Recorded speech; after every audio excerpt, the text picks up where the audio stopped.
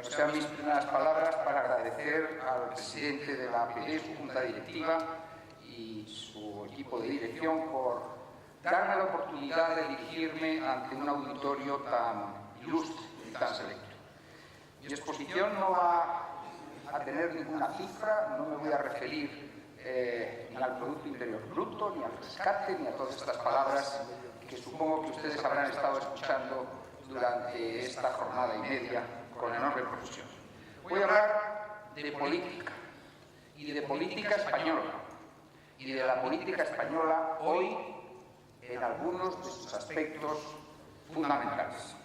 Quisiera, antes de nada, manifestar que el título de mi intervención me ha sido sugerido y propuesto por los organizadores de este congreso y que lo he aceptado con todo interés y entusiasmo, pues llevo gran parte de mi vida dedicado a distintas actividades relacionadas siempre con la política. El título de mi intervención me permite hacer una meditación en voz alta de lo que supone hoy uno de los principales problemas de nuestro momento político actual: la desafección y falta de prestigio que sufre la clase política en España a ojos de la mayoría de los ciudadanos. Así lo acredita la práctica totalidad de las encuestas y sondeos de opinión que se efectúan con frecuencia en nuestro país. Y si bien es cierto que la política y los políticos en ninguna parte del mundo gozan de buena prensa y de altas cotas de prestigio, ello no nos debe servir de consuelo para justificar nuestra penosa situación. La cuestión alcanza grados de mayor gravedad cuando un país, en este caso el nuestro, atraviesa una grave crisis económica con agudas consecuencias de carácter social. España está sufriendo un paro angustioso que golpea especialmente a nuestra juventud y que alcanza también a una gran cantidad de padres de familia con más de 40 y 50 años.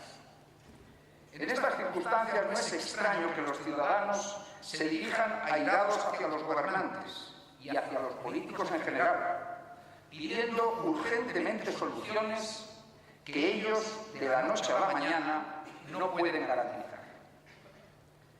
En consecuencia, el malestar hacia la clase política se agudiza, pero el desprestigio del sistema democrático puede suponer un peligroso caldo de cultivo que haga posible la aparición de voces en el escenario público, ofreciendo recetas fáciles de corte demagógico y populista que prometen enderezar la situación con argumentos simplistas y poco elaborados, carentes de todo fundamento.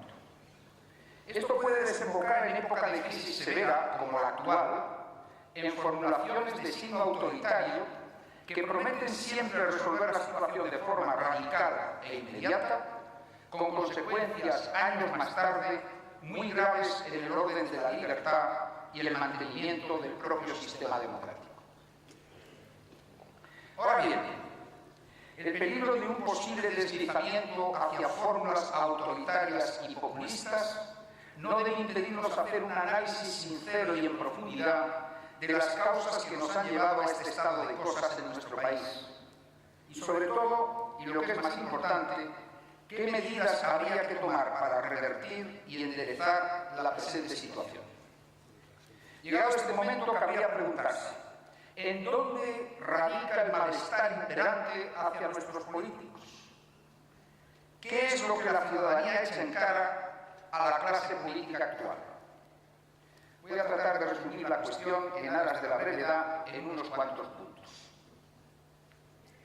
En primer lugar, los ciudadanos se quejan con razón del más que frecuente incumplimiento de los programas y promesas electorales que de continuo hacen los políticos.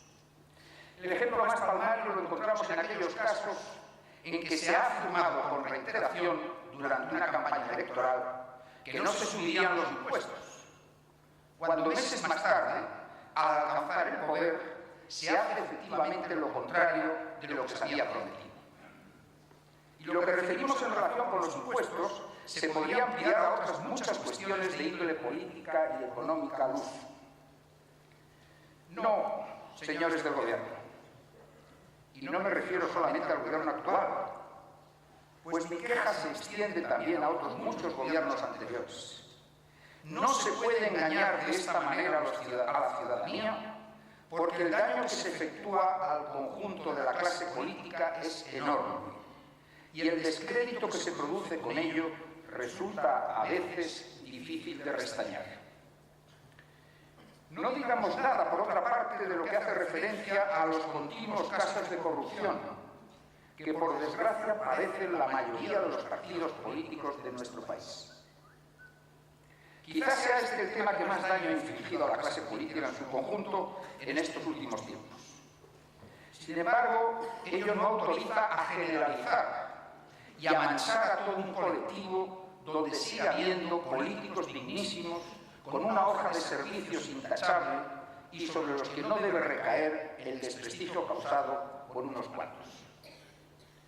Pero lo más grave de los casos de corrupción no es que desgraciadamente existan.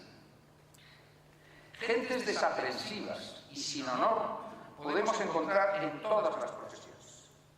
Lo más preocupante en el caso de los políticos es el tratamiento habitual que suelen dar los partidos a los casos de corrupción que se producen en su seno. Nos gustaría en este sentido que hubiera una actitud más firme y decidida, más beligerante por parte de los partidos cuando algunos de sus miembros son sorprendidos en casos de flagrante corrupción. Si la ciudadanía viera que aquel que defrauda la confianza que en él se ha depositado fuera inmediatamente sancionado políticamente y apartado de las funciones que ostenta, el juicio de la ciudadanía sería muy otro. El tema se complica porque en muchas ocasiones han sido los propios partidos los beneficiarios de la corrupción, de tal manera que no pueden actuar con diligencia y sinceridad, porque está el propio partido participando de alguna manera en la trama que se denuncia. El tema de la financiación de los partidos constituye así uno de los más graves problemas que tiene la vida democrática en nuestros días. El volumen cuantioso de recursos que requiere para asegurar su funcionamiento ha llevado a que en muchas ocasiones favorezcan y toleren frecuentes episodios de corrupción.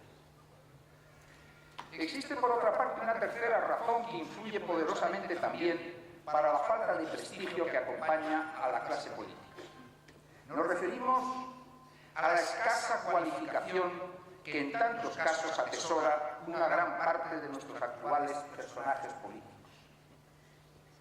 No es de recibo que para alcanzar cualquier puesto de trabajo en muchas de nuestras empresas se exija un título universitario, conocimiento de idiomas y hasta muchas veces un máster o título semejante para ser admitido en las mismas. Mientras abundan en nuestra clase política aquellos que a duras penas han conseguido un título académico, no han trabajado ni por cuenta propia ni por cuenta ajena jamás y han llegado a encaramarse en altas responsabilidades de Estado con una preparación y trayectoria decepcionantes. ¿Cómo vamos a respetar a muchos de nuestros políticos que no han llegado a desempeñar ningún puesto de trabajo, excepto el que le ha proporcionado su propio partido?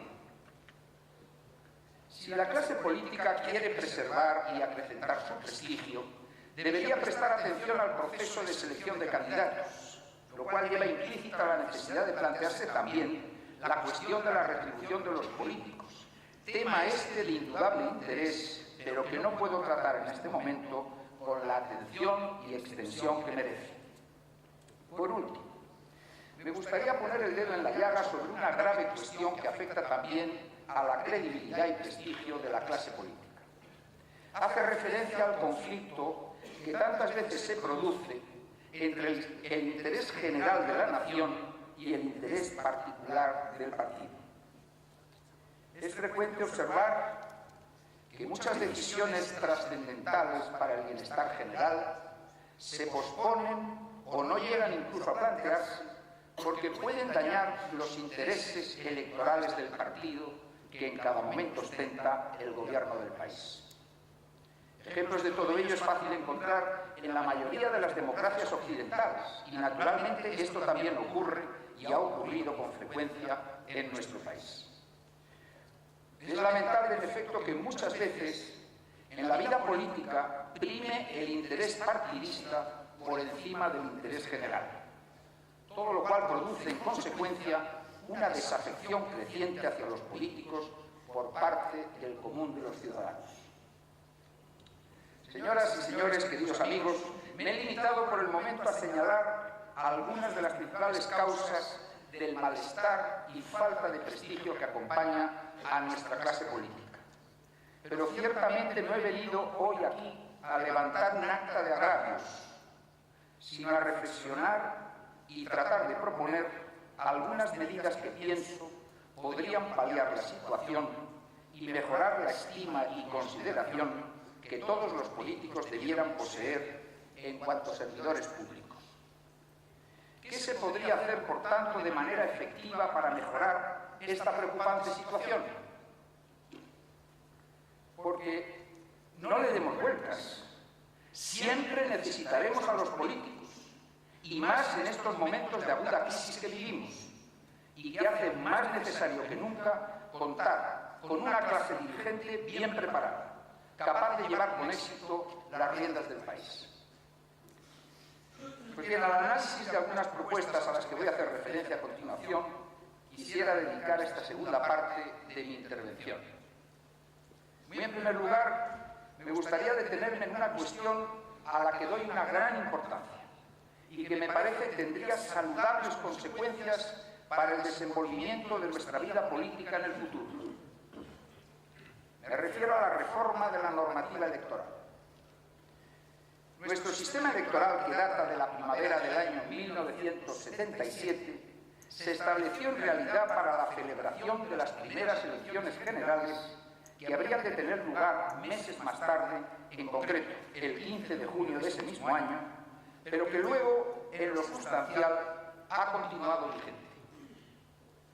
El sistema elegido fue el sistema proporcional de circunscripción provincial con listas cerradas y bloqueadas para el Congreso de Diputados y con la aplicación de la regla DONT para el reparto de escaños.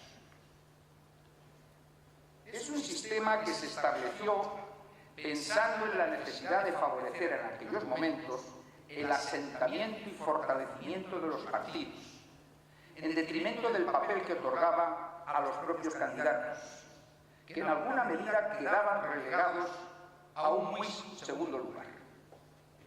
De este modo, y como consecuencia de todo ello, los partidos se han constituido en los verdaderos titulares del poder político y los diputados y senadores en sus servidores.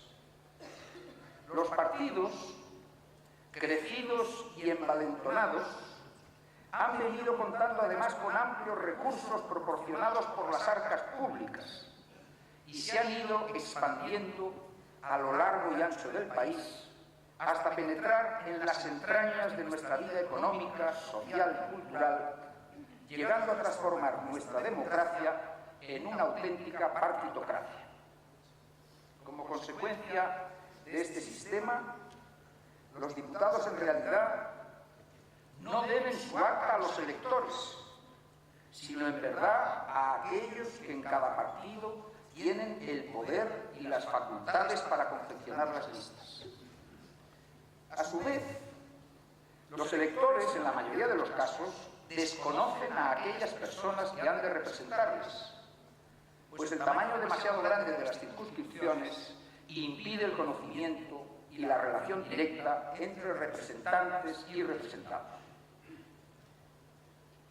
Hemos llegado, pues, a una situación preocupante, y así no deberíamos seguir, porque la democracia en nuestro país se nos está escapando de las manos y es menester que pongamos urgentemente remedio.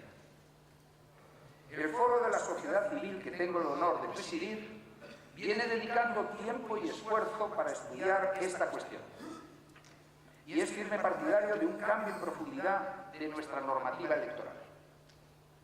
Creemos en este sentido que sería conveniente implantar en España el sistema mayoritario de carácter uninominal, con circunscripciones más reducidas, de alrededor de 100.000 habitantes, en virtud del cual se otorga el acta de diputado al candidato que alcanza la mayoría de votos.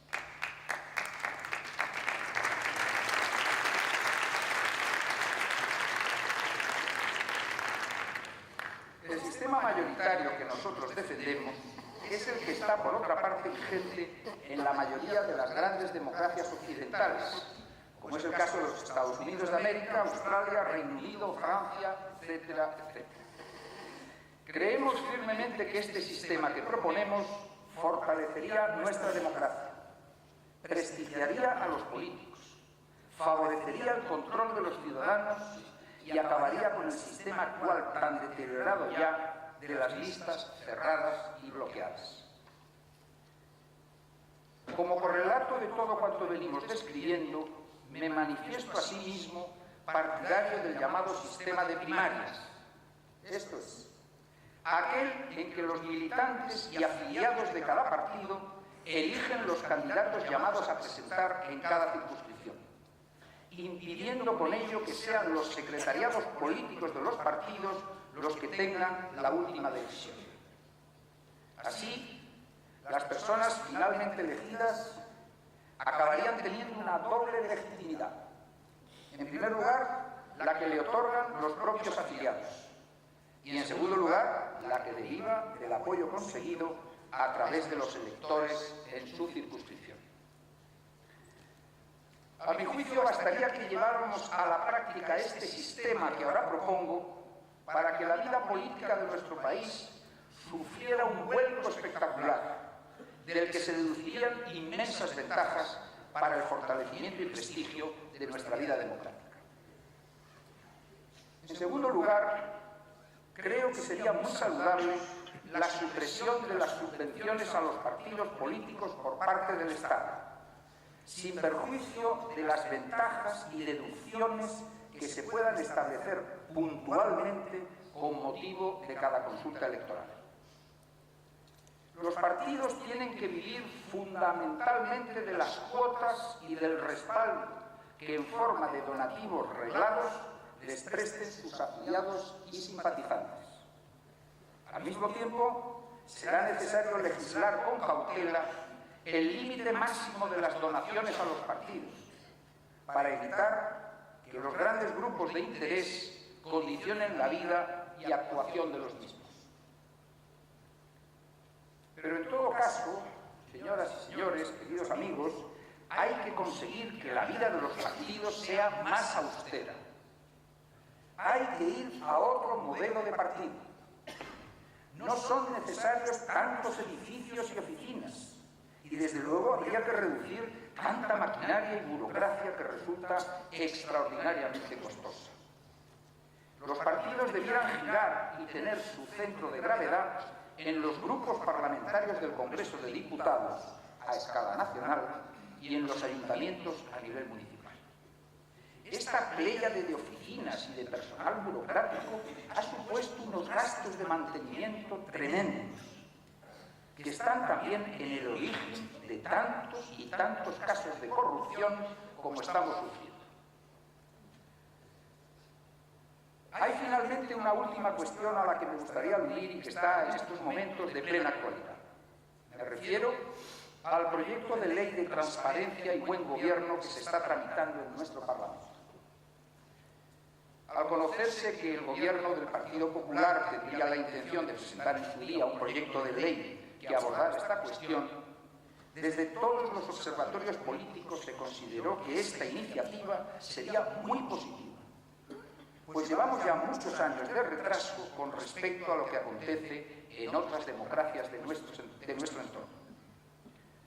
Pues bien, el proyecto que finalmente se ha presentado por parte del Gobierno, si bien constituye un primer paso que demuestra su decidido talante democrático, no deja de ser, para la mayoría de los analistas y especialistas de la cuestión, un proyecto francamente insatisfactorio. Posibilita ciertamente que los ciudadanos tengan acceso a determinados aspectos del funcionamiento de nuestra administración y puedan recibir información sobre el proceder de la misma.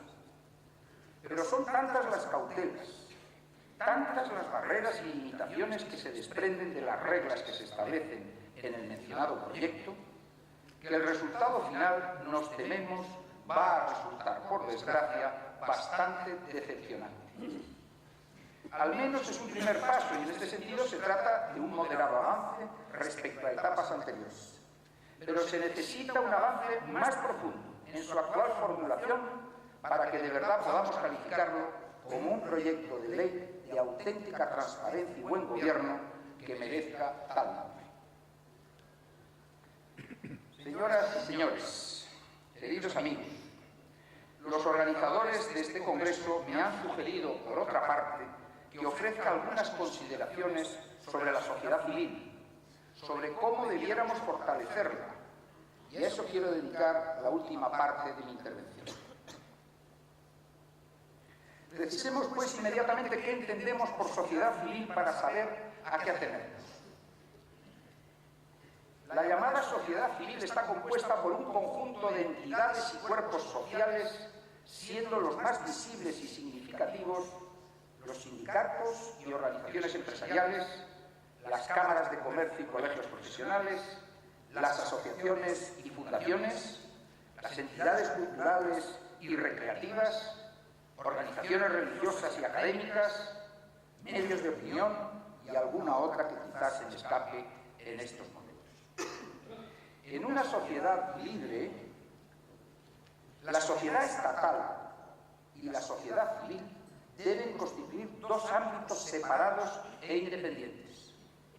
La sociedad civil es, por ello, lo contrapuesto al Estado, que es sociedad política. Por eso, en los regímenes autoritarios y dictatoriales, la sociedad civil en realidad desaparece o tiene en todo caso una existencia muy limitada. Es en aquellos países en que prima un orden de libertades donde la sociedad civil se expande y donde encuentra un campo de posibilidades amplio para cumplir su verdadera misión. No es extraño, pues, que en España vayamos con cierto retraso en el proceso de consolidación de nuestra sociedad civil. 40 años de régimen autoritario imposibilitaron el desarrollo y asentamiento de la sociedad civil en nuestro país. Ha sido a partir de la recuperación de la libertad perdida cuando, desde la década de los 70 del pasado siglo, la sociedad civil empezó a emerger con más vigor y visibilidad, aunque todavía quede mucho camino por recorrer. Conviene destacar, sin embargo, que a lo largo de las últimas décadas, el florecimiento de asociaciones y fundaciones de todo tipo ha sido extraordinario, hasta el punto de que contamos con un número de fundaciones que no guarda parangón con nuestra fortaleza económica. Es necesario, no obstante, para que se consolide el resurgir de la sociedad civil, que se instrumenten los mecanismos fiscales adecuados para que fluya el dinero de los particulares a aquellas fundaciones y asociaciones que tengan, eso sí, la consideración de utilidad pública. A su vez, es exigible que estas entidades prosigan en su tarea de aumentar su transparencia y dación de cuentas, para que la sociedad en su conjunto aprecie y valore el trabajo que desarrolla. Al llegar a este punto y al describir aquellas medidas que repercutirían en un fortalecimiento de la sociedad civil, nos encontramos en la realidad de nuestro tiempo con un formidable obstáculo. Me refiero a la expansión que en nuestra sociedad occidental ha tenido y tiene el llamado estado de bienestar, o también llamado estado-providencia. En el estado social de nuestros días, implantado en todo el mundo occidental, el poder público ha llegado a ser cada vez más intervencionista, lo cual ha originado que las instituciones, asociaciones y empresas que componen la sociedad civil sean cada vez más dependientes y sus actividades cada vez más sometidas a autorizaciones y más condicionadas a veces por las subvenciones o bonificaciones que reciben. Todo ello origina una pérdida de libertad para la actuación de la sociedad civil, de tal manera que los poderes públicos acaban utilizando a las entidades de la sociedad civil para sus propios fines. el Estado-providencia se ha convertido, de alguna manera, en uno de los más grandes obstáculos para la expansión y florecimiento de la sociedad civil. El llamado estado de bienestar ha puesto al individuo excesivamente en manos del Estado, al tratar de garantizarle la educación, la sanidad y el futuro en forma de pensiones, desplazando y marginando así el papel que en otros tiempos cumplían las familias, las mutualidades, la Iglesia y las asociaciones profesionales. Sorpresivamente, sin embargo, la crisis económica que padecemos ha supuesto un cierto paréntesis en este estado de cosas, porque estamos viendo cómo de nuevo la familia, la Iglesia Católica y algunas otras beneméritas instituciones están actuando de bálsamo consolador ante las cruentas heridas que está causando la crisis en distintos sectores de nuestra sociedad. Hay quien ha llegado a afirmar que el estado de bienestar está llevando al Estado a una peligrosa deriva, porque su poder de dominación es tal que prácticamente se ha venido a constituir en un estado de ribetes totalitarios, pues quien recibe ayudas continuas del Estado se siente dependiente del mismo y trata por prudencia de estar en buenas relaciones con él. Estamos, por tanto, ante un tremendo dilema. Si apostamos por la seguridad a toda costa, en detrimento de la libertad, la sociedad civil mengua y deja terreno libre para que sea el Estado el que amplíe sus facultades y su capacidad de intromisión en nuestras vidas. Si apostamos por la libertad, el Estado deberá replegarse de algunas de las parcelas de la vida social y económica que ocupa desde hace algunas décadas abusivamente. El debate de fondo consiste, pues, en determinar cuál debe ser el papel del Estado en un sistema democrático avanzado y cuál el de la sociedad.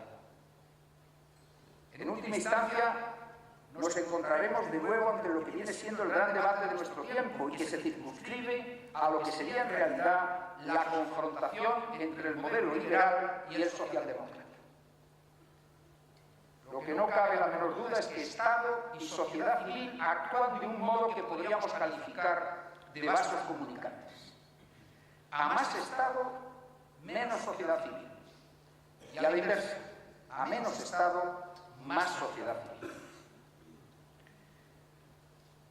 El debate entre Estado y sociedad civil tiene a su vez una traducción inmediata en el campo fiscal, puesto que es indudable que a un mayor protagonismo del Estado le corresponda siempre un mayor nivel de impuestos, mientras que un mayor papel para las instituciones de la sociedad civil deberá ir acompañado de una descarga de funciones para el Estado y, consiguientemente, de un menor nivel de presión impositiva. Creo que no necesito ser más explícito para que averigüen, como presidente del Foro de la Sociedad Civil, respecto de cuál de las dos posiciones me encuentro más cercano, porque supongo que todos ustedes habrán deducido ya cuál de las dos opciones es para mí la preferida. Muchas gracias.